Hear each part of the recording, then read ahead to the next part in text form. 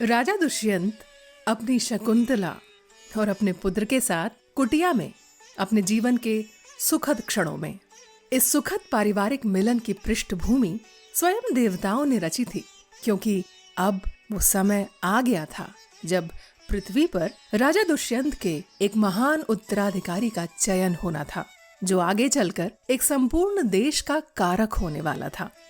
महान व्यक्तियों के पीछे सिर्फ महान माता पिता ही नहीं, बल्कि उनके द्वारा किया गया महान संघर्ष और महान बलिदान भी होता है। आज उस महान तपस्या की भी अवधि पूर्ण हुई थी, जिसे राजा दुष्यंत से भी अधिक शकुंतला ने किया था।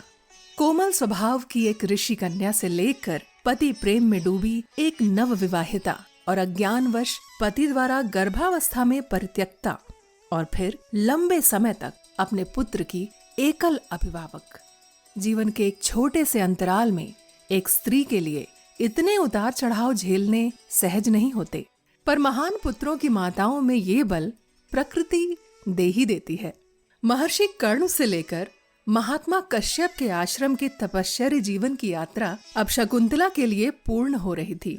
अब राजप्रसाद में उनके विलास के साथ सुख भोगने का समय हो चला था।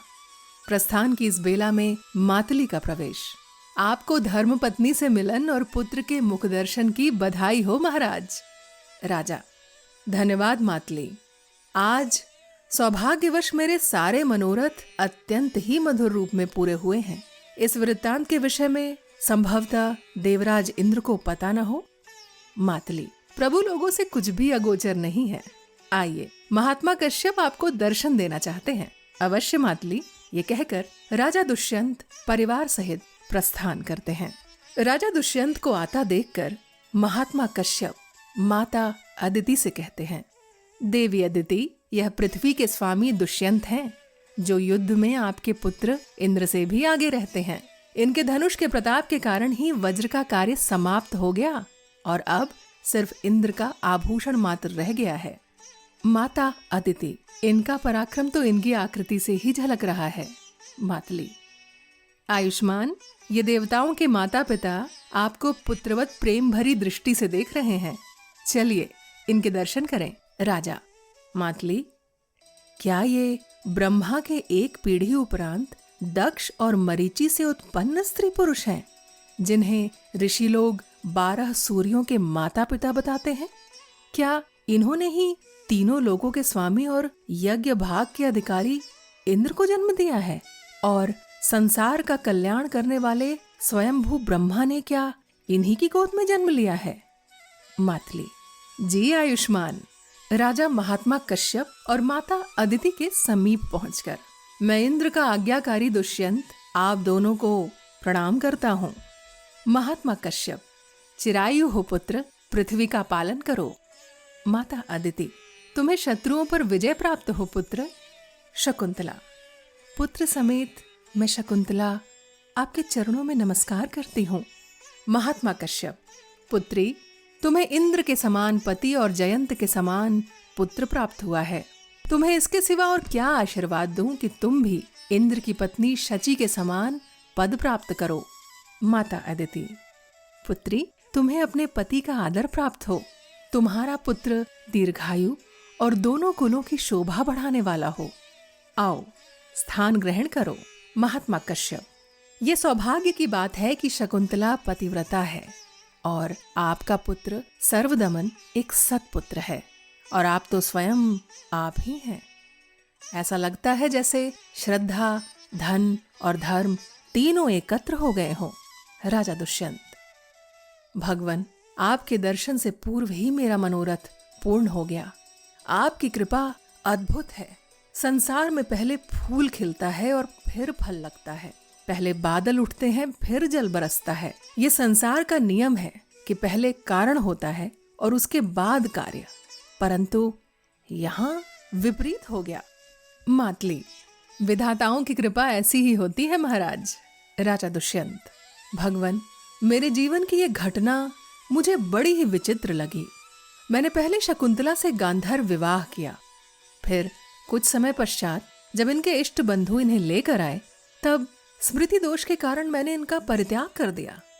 और आपके सगोत्र महात्मा कर्ण के प्रति अपराध किया, किंतु बाद में अंगूठी को देखकर मुझे याद आया कि मैंने ये विवाह सच में किया था। ये तो वही बात हुई जैसे हाथी सामने से जा रहा हो और उसे देखकर मन में ये संदेह बना रहे कि ये हाथी है या नहीं, और बाद में उसके गुजर जाने पर उसके पद चिन्हों को देखकर निश्चय हो कि ये हाथी ही था। मेरे मन की कुछ ऐसी ही दशा हुई। महात्मा कश्यप, पुत्र दुष्यंत, अपनी आत्मग्लानि से बाहर आओ। तुमने कोई अपराध नहीं किया। राजा दुष्यंत, वो कैसे गुरुवर? महात्मा कश्यप, जब रोती बिलखती शकुंतला को अप्सरा तीर्थ से मेनका देवी अदिति के पास लाई थी, तभी मैंने ये जान लिया था कि इस घटना का कारण ऋषि दुर्वासा का शाप है और उस शाप की समाप्ति अंगूठी देखने पर ही होगी। ये बात सुनकर राजा दुष्यंत और शकुंतला आश्चर्यचकित रह जाते हैं। साथ ही इस अजीब घटना का कारण जानकर दोनों के मन का क्षोभ मिट जाता है। एक गहरी सांस लेकर राजा दुष्यंत सोचते हैं कि उनसे कोई अपराध नहीं हुआ और वो कलंक से बच गए।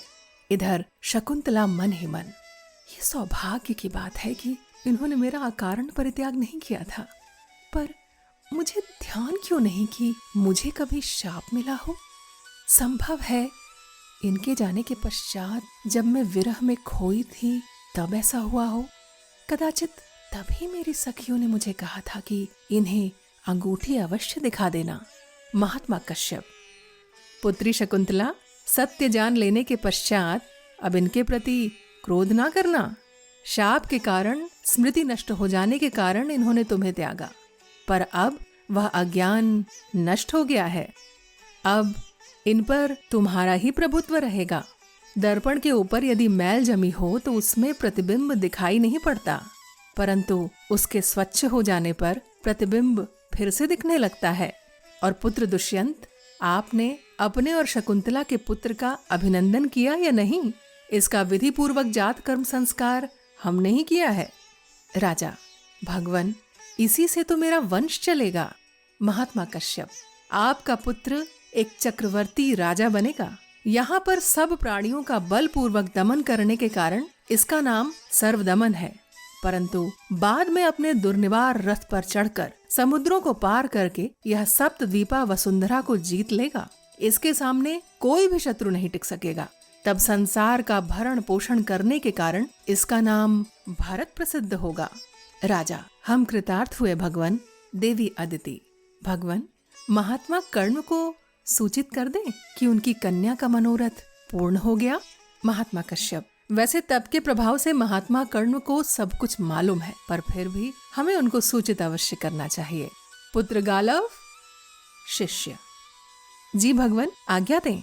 पुत्र, अभी आकाश मार्ग से जाकर मेरी ओर से महात्मा कर्ण को यह शुभ संवाद दो कि शाप समाप्त हो जाने पर स्मृति लौटाने से दुष्यंत ने पुत्रवती शकुंतला को पुनः ग्रहण कर लिया है। जो आज्ञा। ये कहकर शिष्य गालव बाहर चले जाते हैं। महात्मा कश्यप राजा दुष्यंत से, पुत्र, अब तुम भी अपने मित्र इंद्र के रथ पर चढ़कर पुत्र पत्नी समेत अपनी राजधानी की ओर प्रस्थान करो। राजा, जो आपकी आज्ञा। महात्मा कश्यप, और देखो पुत्र, इंद्र तुम्हारे राज्य में यथेष्ट वर्षा करता रहे और तुम यज्ञों के द्वारा इंद्र का सत्कार करते रहो। इस प्रकार तुम दोनों सैकड़ों गणों के ऊपर राज्य करते हुए एक दूसरे के हितकारी कार्यों द्वारा दोनों लोगों के कल्याण में तत्पर रहो। राजा, भगवन, मैं यथाशक्ति कल्याण का ही यत्न करूंगा। महात्मा कश्यप, पुत्र, क्या तुम्हें मुझसे कुछ चाहिए? तुम्हारा कोई प्रिय कार्य? राजा दुष्यंत, भगवन, आपके आश्रम में आपकी कृपा से मुझे मेरे जीवन की सबसे प्रिय वस्तु मिल गई। यदि आप कृपा ही करना चाहते हैं तो ऐसा कीजिए कि मेरे पुत्र भरत और उसके वंशज राजा लोग सदैव प्रजा के हित में लगे रहें। सब जगह वेदों और कवियों की वाणी का आदर हो और माता पार्वती समेत स्वयंभू शिव मुझे भी जन्म मरण के बंधन से मुक्ति प्रदान करें। महात्मा कश्यप, तथास्तु, ऐसा ही हो पुत्र। इसके बाद राजा दुष्यंत शकुंतला और अपने पुत्र भरत के साथ पृथ्वी लोक की तरफ प्रस्थान करते हैं।